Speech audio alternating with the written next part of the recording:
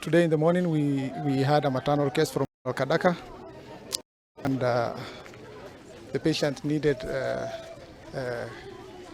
critical care at our facility.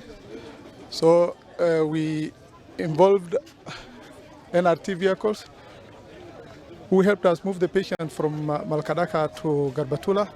Later on, our ambulances moved the patient from Malkadaka on its way to our referral facility at Isiolo.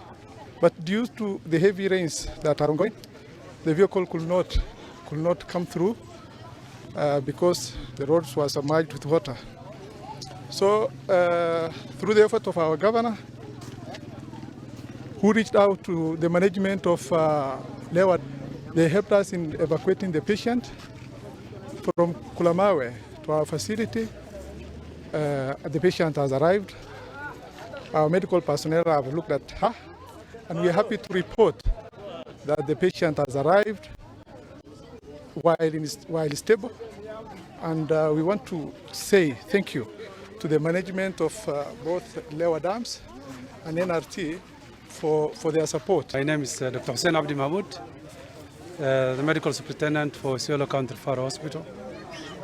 As you have been told by the Chief Officer, Medical Service, we have received a patient lifted by the NRT Lewa Dam aeroplane. Majina naitwa Osman Hussein, nafanya kazi na shirika la NRT kama Director of Operations. Tumeweza kujulishwa hii incident leo asubuhi ya huyu mama, na tukaweza kushirikiana na Lewa ambaye ndio wako na helikopta.